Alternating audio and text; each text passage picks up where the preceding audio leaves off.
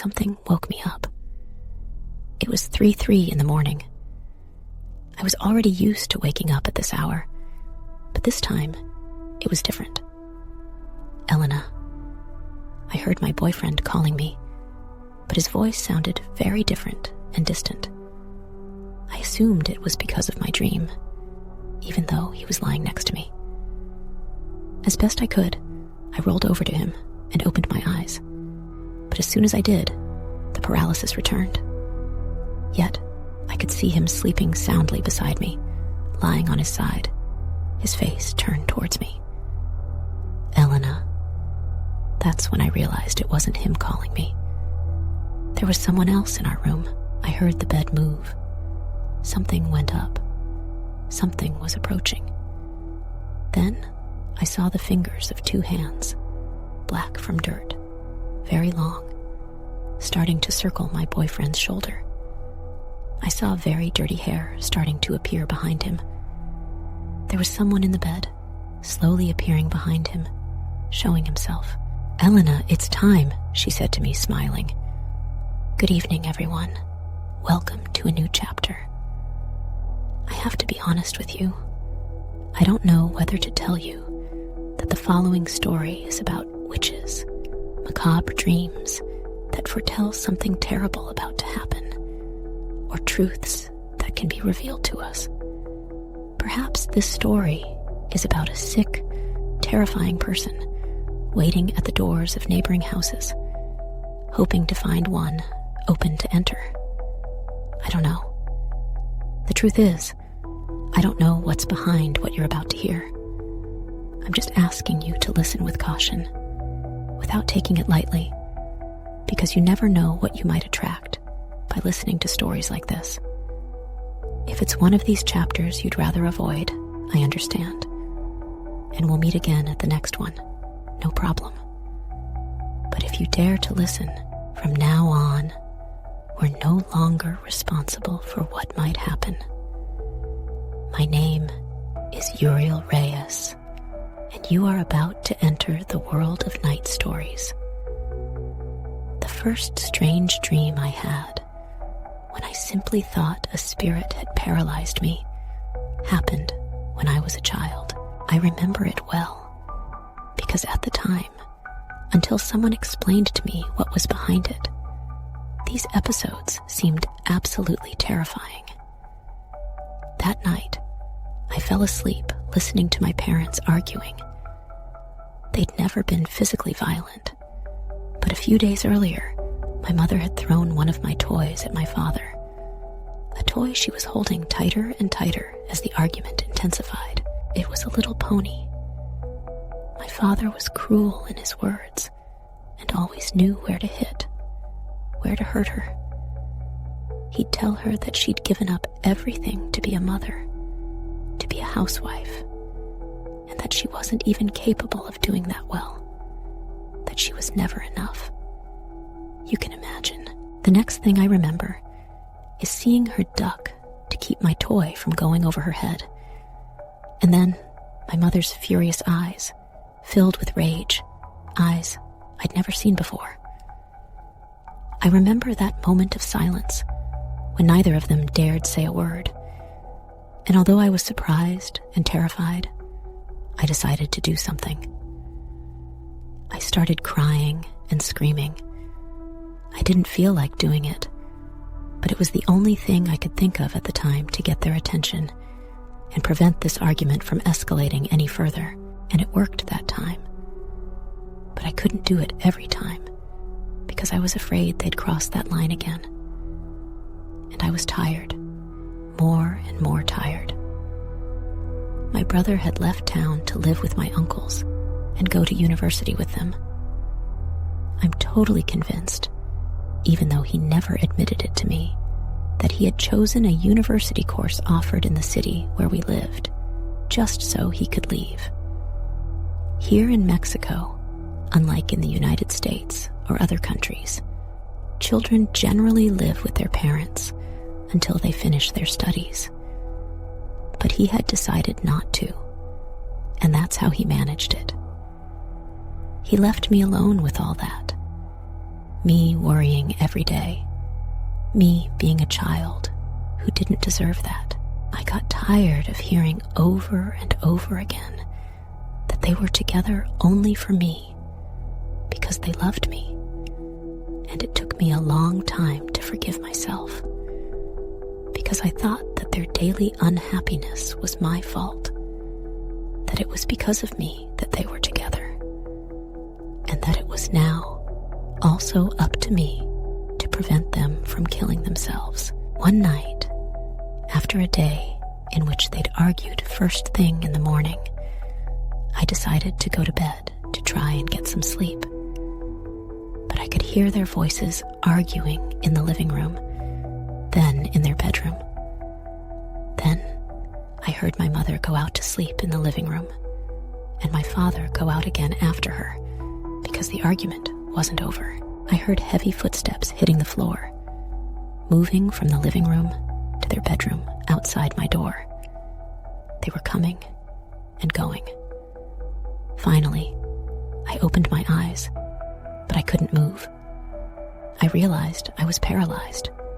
The door was open, and I could see this thing passing from side to side while my parents argued without noticing this presence. It was a blob, a red blob, an almost black, burnt red. I could see it blurred through my tear-filled eyes. I tried to concentrate, to see clearly. I saw her pass again. Then she stopped in front of my open door. She realized I'd seen her. She just stood there, looking at me. After a few seconds, I began to make out its shape.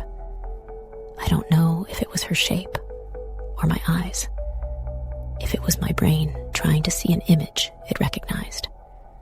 What stood there, outside my bedroom door, was a red devil with horns, like the one in the lottery game. He held his tail in his hands and kept looking at me. He wasn't laughing, but I could sense a certain mockery emanating from him. He didn't have to smile for me to feel it. Then he kept walking up and down the corridor, again and again, while I stood there, unable to move, crying in fear, crying in anger. The dreams became sporadic, but looking back, I realized that many of them occurred at very important moments in my life, good or bad, especially bad. The few deaths in my family were all horrific, and all were preceded by one of these dreams. I was 17 when I woke up again at 3 a.m. I didn't see the clock, but I knew it. It was always like that. My room was completely dark. I always left a small lamp on because I was afraid of the dark, but someone had turned it off, even though the button was hard and there was no chance it was an electrical problem. I woke up, but I couldn't open my eyes fully. I couldn't move. As the minutes went by, I started to wake up, quote unquote, because I was gradually forgetting the dream I was having, because I was starting to become aware of my surroundings, because I could already try to see around me, in my room, but I still couldn't move. My body was completely stiff. Then I saw something in the corner of my room, sitting down. There was no chair there, but it appeared to be sitting on a chair. It was very dark, but as my eyes got used to the darkness, I thought I recognized a shape. It was a woman sitting there, with a long skirt, as if made of several layers of fabric, with her hands resting on her knees. She had ruffles on her sleeves. She was looking straight ahead, toward the other end of the wall, and she was smiling. I tried to go back to sleep, to stop looking at her. I felt very uncomfortable. It made me very uncomfortable that she was there, even though I wanted to think it was just my imagination. I opened my eyes again. Now she was looking at me. Her head was still turned forward, but her completely twisted eyes were looking at me out of the corner of her eye. All the while, flashing that horrible smile. Every time I opened my eyes, there she was. I was able to stop seeing her after an hour, when I heard my father get up earlier than usual. He showered, got ready, and left. He didn't come to say goodbye. I just heard how he was getting the car out with some difficulty in the early hours, and then he was gone. He had an event at work. That afternoon, after lunch, he had some kind of meeting on the terrace of the building where his offices were. My father talked to everyone, joked with his colleagues.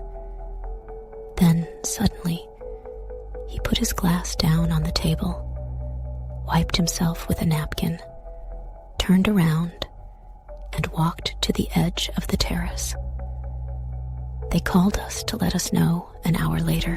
What was strange was that in the days before, there had been no arguments. He hadn't scolded me. Absolutely nothing had happened to indicate that something like this was going to happen, or that it was a possibility. I had never imagined that my father would be someone capable of hurting himself. In the last few weeks, there had even been a certain tranquility at home. My mother said later that maybe it was the eye of the storm, and I had another one of those dreams the next night that changed my life forever. I was still living with my mother, but she wasn't there. She was out celebrating what, it seemed to me, was her best friend's 25th wedding anniversary.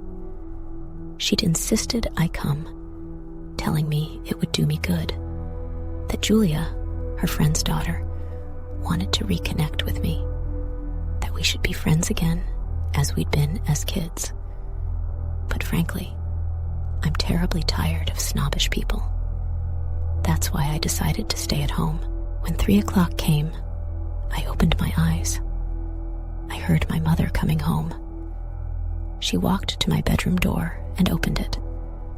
I pretended to be asleep so she wouldn't talk to me, but I heard her come in and crawl under my bed. Her voice was my mother's, and at the same time, it was a different voice. I'd never felt anything like it. I was very scared, but what she said made me realize that I had to look. I had to look under the bed. There was something they didn't want me to see, something I had to see. Then I realized that suddenly I could move. All I managed to do was lean over a little from the top of the bed, but I didn't dare go down. I went back to sleep, as I always did, without daring to run out. And in the morning, we got a call. It was my brother's girlfriend. She told us they were at a party late at night, that my brother was out for a smoke when a black car with tinted windows drove up. Neither she nor the people around her could see inside. They only saw that the car had stopped near my brother, that someone had rolled down the window and spoken to him. My brother turned back to them, to his girlfriend. He waved goodbye and got into the car. That was the last she saw of him. Several hours had passed without any news of him, so she'd contacted us, hoping we'd have a clue as to who it might be. We had no idea who might have come looking for him.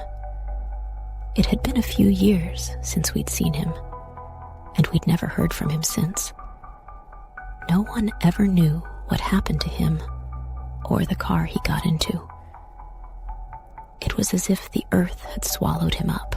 And maybe I don't say this with the pain I should. I know I don't. But the age difference meant we weren't very close siblings. And once he left town, he rarely came back. He distanced himself from us, especially after the death of our father, who I think still believed it was our fault. If you'd like to hear the rest, in the description of this episode, you'll find all the links you need to join this community. And we're going to continue this story. After that, I had fewer and fewer dreams like that. Fewer and fewer death rises, as they say. And for years, I didn't have any more. Which brings us to today, when I'm 27, when this story continues.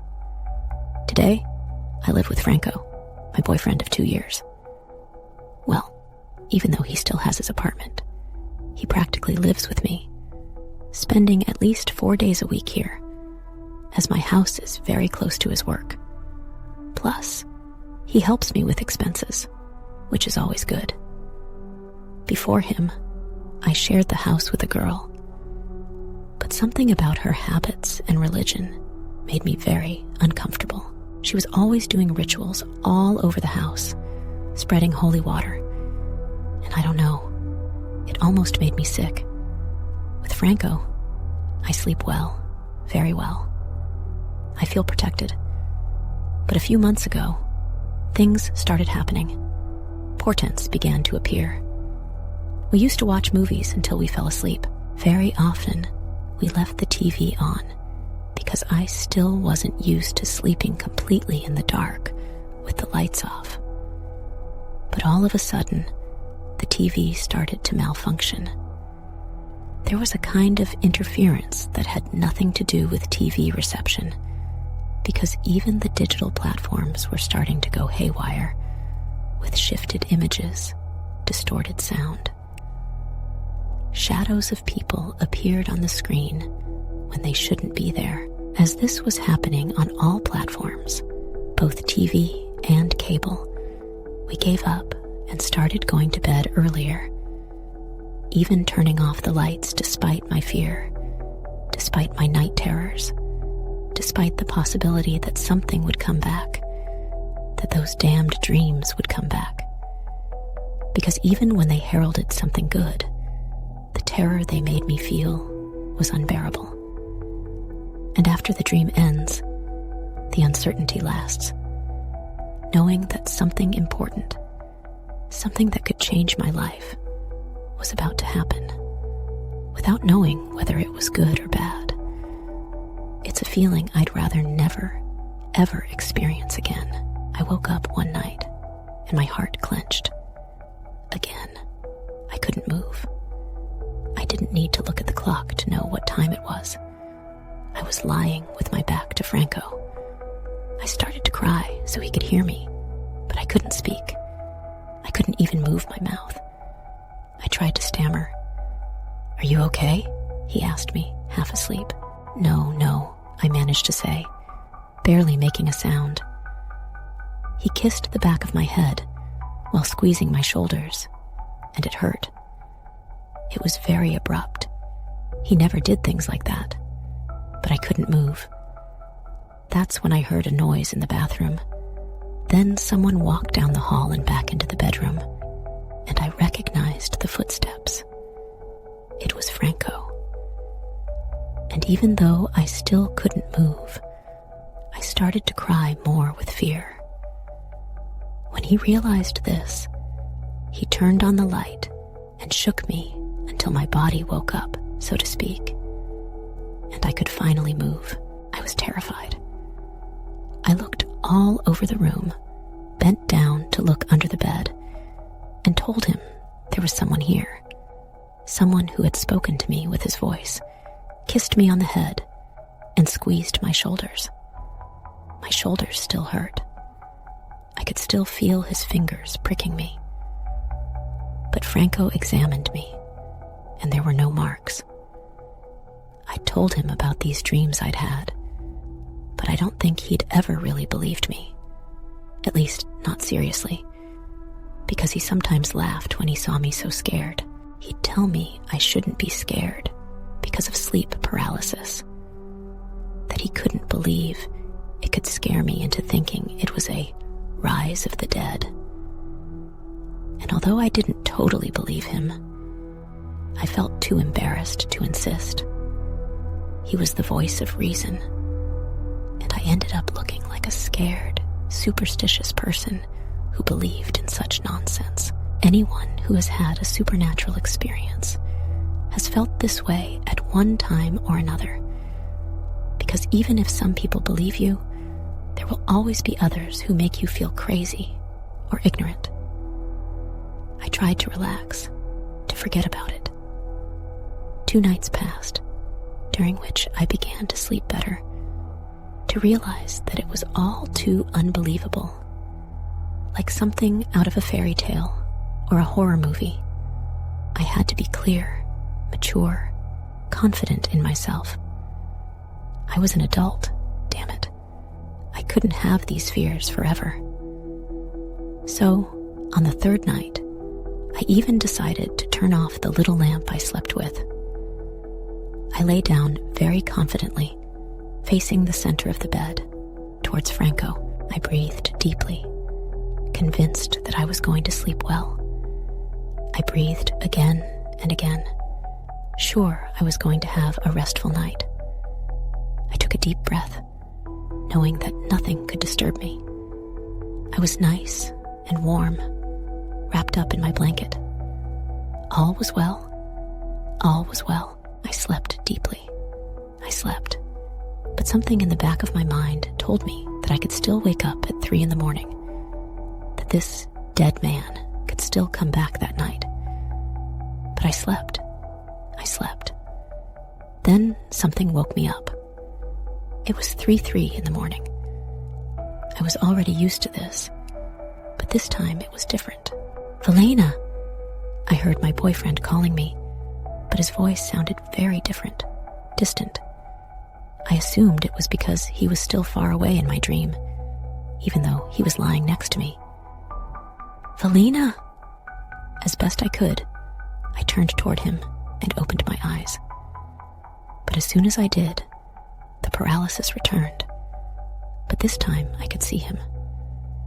He was sound asleep, lying on his side, his face turned towards me. That's when I realized it wasn't him calling me. There was someone else in our room. I heard the bed move. Something had climbed on it. Something was approaching. Then I saw the fingers of 2 very long, dirty, black hands start to wrap around my boyfriend's shoulder. I saw very dirty hair begin to emerge behind him. There was someone in the bed, appearing behind him, slowly coming into view. Elena, it's time. Come with me, the voice told me, smiling. I saw the woman get up and leave the room, leaving the door open. I straightened up, realizing I could move. If this was a dream, it was different from all the other times. I stepped outside. The woman was in the living room, waiting for me, with the door to the street wide open. As soon as she saw me, she went out. I tried to follow her, to catch up, but when I got to the door, I saw several women outside, 6 or 7, standing in the garden. All of them were calling my name, all of them waving their hands at me. Their faces were smiling, friendly, making me feel welcome, part of them. They spoke to me with their hands. And the street was full of people too, lots of women. But among them, there were also a few men, 3 or 4, with little horns protruding from their foreheads. They were just standing there with them, and they were starting to talk to me too. Come, it's time, come. The next thing I remember, Franco was hugging me in bed. I couldn't stop crying. I was drenched in sweat, and he too was crying. He too was sweating. I asked him what was going on, and he just told me that everything was okay now, that it was all over, that he believed me at last, that he would always believe me, that he was going to protect me and never leave me alone. I didn't understand anything, but the way he spoke to me, his uncontrollable crying, which I'd never seen from him, made me cry even more. We cried together until daybreak. At Franco's request, we called my mother and asked her if we could come and visit him. My mother had been living with my great-grandmother in her village for several months. She was very old, very tired, and needed help all the time. When we told my mother we wanted to come, she was delighted. She'd been telling me to come for a while, because she never knew when the last time I'd be able to talk to my great-grandmother would be. She encouraged me to enjoy these moments, to talk with her. I was in a very bad way physically after that last dream. I was ill, very weak, but Franco told me he would come with me, and that gave me the courage to try. What's more, I wanted to get away from my house, looking out the window. I could still see those women outside in my memories, and despite their smiles, despite their friendliness, they scared me to death. We set off for the village, and what should have been a 2-hour journey became an 8-hour trek. An accident along the way, and the rain almost halted our progress for much of the way. I always try to be a good co-pilot, chatting away, putting on some music, but I was so exhausted that I ended up getting into the back seat and lying down to sleep for 5 minutes. And poor Franco continued to drive, alone, with only the GPS to keep him company. He'd never been to this area, but he managed to arrive, despite the confusing streets and rain, as if he were a guided little girl. When we arrived, they decided not to wake me. I'm a heavy sleeper, but not that heavy. It seemed strange to me that they were able to transport me to my mother's room, where she usually slept, but which she had arranged for us.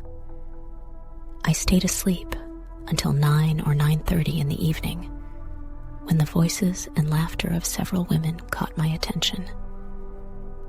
My mother and great-grandmother were also laughing in what seemed to be a very amusing conversation. I could hear Franco's voice in the distance, chatting and laughing. They were in the middle of a meeting, so I got up, looked in the mirror, fixed my hair, and went out to say hello. Embarrassed that I hadn't realized what time we'd arrived, when I came out, I froze in place. The house was full of women, and I definitely recognized half of them. These were the women in my garden, the ones I'd seen on the street in my dream. They greeted me now in a quite ordinary way, as if they'd never seen me before. And maybe they had. I don't know. It seemed very strange to me. You've probably heard it said that we can't dream of faces we've never seen, that our brains can't create a face out of nothing, and that all the people who appear in our dreams, even those we might call extras, are people we've bumped into at some point in our lives, however briefly, perhaps just passing in the street. I was sure I'd never seen these women, completely sure, but even so, these were them, the ones I'd seen in my dreams. My mother noticed my discomfort and found an excuse to end the meeting quickly so that everyone could leave. My great-grandmother didn't notice a thing. It was very difficult to try and explain to my mother and Franco why I was acting this way, to tell them that some of the women present were those who had appeared in my dream. But my mother said something, with a worried look on her face.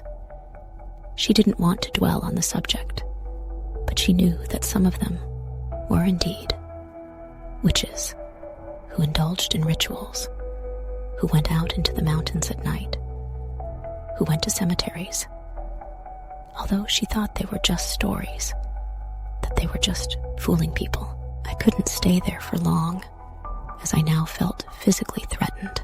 Every night, I had the feeling they were going to come back, but they had the decency not to return while I was there. And that, dear listeners, brings me to the latest event in my story, something that happened only a few days ago. Once again, something woke me up, but it wasn't at 3 in the morning.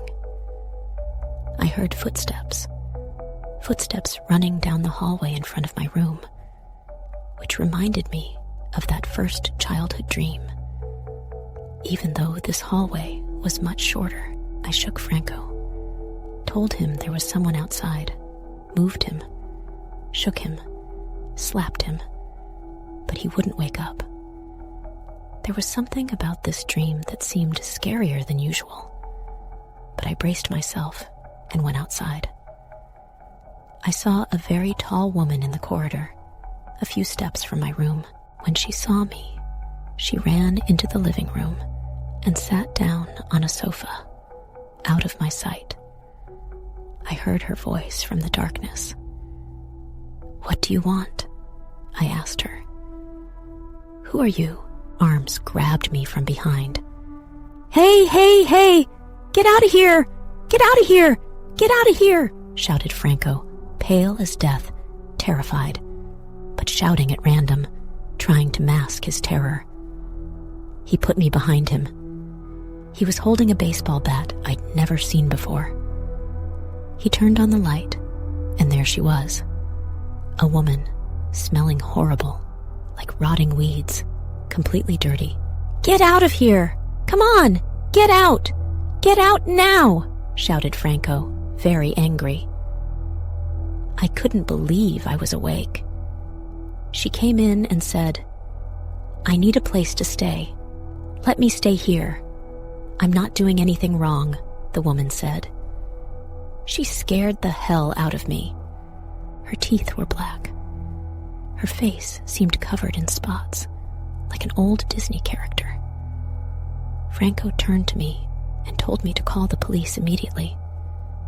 Then he rushed towards the woman, who, moving very quickly, ran out of the house into the street, laughing as if amused. Franco ran after her. Meanwhile, the police on the phone were asking me very confusing questions, as if they didn't believe me, as if I knew this woman I was denouncing.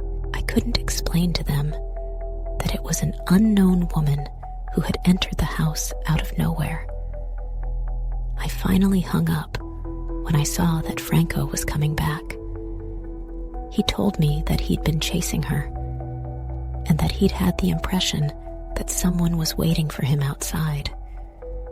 You have no idea how scared we slept that night. Franco called one of his friends. We went to his apartment, and the three of us stayed there. He didn't just call this friend to get someone else to protect me. He called this friend precisely because he was a Christian. From then on, we kept in touch with him every day. We started going to his community, and they prayed for us. And I want to hand my life over to God, to a God who can protect me from all this, from all the evil that exists in the world, from everything I've seen with my own eyes. I know it's wrong to come to him only out of fear, but Franco's friend says we all come to God when we need to, and that God always receives us. And yes, I know it's only been a few days, but since we started going to him, praying, things have calmed down. The dreams, at least for now, haven't returned. Sometimes it's hard to go home. I feel like someone has been there, or someone is hiding when I get home. But I hope this is the end. I hope I never have these cursed witch dreams again. I don't want to anymore. I can't anymore. I'm tired again.